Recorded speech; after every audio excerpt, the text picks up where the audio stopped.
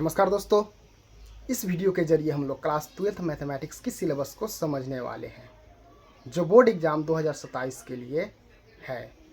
तो चलिए वीडियो को शुरू करते हैं।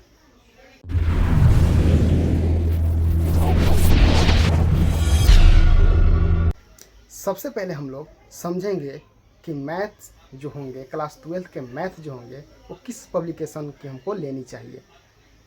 तो सबसे पहले हम लोग जानते हैं कि बुक जो होनी चाहिए, the book should be from NCERT। Book जो है वो हमें NCERT की होनी चाहिए। अब यहाँ पर देखिए, it is divided into 2 parts. अब देखिए, जो class 12th mathematics, class 12th की जो मैथमेटिक्स होती है उसे 2 भागों में डिवाइड किया गया है, यानी 2 पार्ट्स में डिवाइड किया गया है, ठीक है। और क्लास 12th मैथमेटिक्स की जो बुक होती है उसको 6 यूनिट में डिवाइड किया गया है, 6 यूनिट में, 6 यूनिट्स, ठीक है। अब देखिए, फर्स्ट यूनिट में कौन कौन से चैप्टर्स आते हैं। तो फर्स्ट यूनिट में जो है relations and functions, inverse trigonometric functions, जो कि यूनिट 1 कंटेंट करता है 2 चैप्टर को, ठीक है। इस चैप्टर्स में से, इन दोनों चैप्टर्स में से कुल मिलाकर 10 मार्क्स के क्वेश्चंस पूछे जाते हैं, ठीक है। यूनिट 2, सेकेंड यूनिट, इसमें जो है अलजेब्रा को शामिल किया गया है। अलजेब्रा में क्या क्या आता है, मैट्रिसेस एंड डिटर्मिनेंट्स, और दोनों में से मिलाकर कुल 13 मार्क्स के क्वेश्चंस पूछे जाते हैं। ठीक उसी प्रकार से थर्ड यूनिट में कैलकुलस, कैलकुलस जो है differential calculus and integral calculus दोनों को कंटेन करता है। दोनों में से मिलाकर कुल 40 यानी 40 मार्क्स के क्वेश्चंस पूछे जाते हैं, ठीक है। अब नोट में देखिए कि यहाँ पर ये यूनिट 1, यूनिट 2 और यूनिट 3, ये 3 यूनिट जो है ये हमको फर्स्ट बुक में पढ़ने हैं, यानी पार्ट 1। बुक का जो पार्ट 1 है, पार्ट 1 उसमें हमको पढ़ने होंगे। अब यहाँ पर नोट में देखिए, we will study continuity and differentiability and application of derivatives, यानी यहाँ पर हम लोग थर्ड यूनिट में फर्स्ट बुक यानी पार्ट 1, इसमें हम लोग केवल 2 चैप्टर पढ़ेंगे, कंटिन्यूटी एंड डिफरेंशियबिलिटी, और दूसरा चैप्टर है हमारा एप्लीकेशन ऑफ डेरिवेटिव्स, जो कि डिफरेंशियल कैलकुलस का भाग है।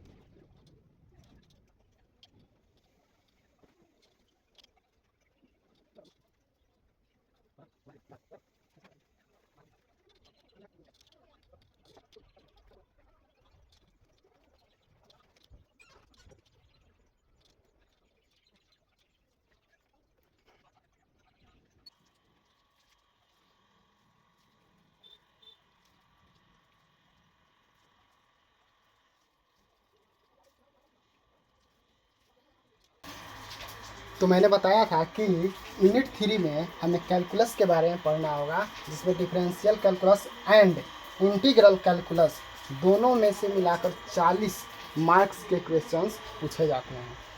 तो देखिए, हमें यहाँ पर पहले मैंने बताया कि डिफरेंशियल कैलकुलस में क्या क्या पढ़ना है, और यहाँ पर हम लोग समझेंगे इंटीग्रल कैलकुलस में हमको क्या क्या पढ़ना होगा। इंटीग्रल्स के बारे में पढ़ना होगा, जिसमें हमें definite integrals and indefinite integrals का स्टडी करना होगा। उसके बाद एप्लीकेशन ऑफ इंटीग्रल्स, उसके बाद हमको पढ़ना होगा डिफरेंशियल इक्वेशंस। इन सभी चैप्टरों में से मिलाकर कुल 40 मार्क्स के क्वेश्चंस पूछे जाते हैं। इसके आगे हम लोग 4th यूनिट में हम लोग पढ़ेंगे vector algebra and 3 dimensional geometry. इन दोनों चैप्टर में से मिलाकर कुल 18 मार्क्स के क्वेश्चंस पूछे जाते हैं। ठीक उसी तरह से 5वां यूनिट में हम लोग पढ़ेंगे लीनियर प्रोग्रामिंग के बारे में, जिसमें से कुल 9 मार्क्स के क्वेश्चंस पूछे जाते हैं। ठीक उसी तरह से 6 यूनिट में हम लोग पढ़ेंगे प्रोबेबिलिटी के बारे में, जिसमें से 10 मार्क्स के क्वेश्चंस पूछे जाते हैं।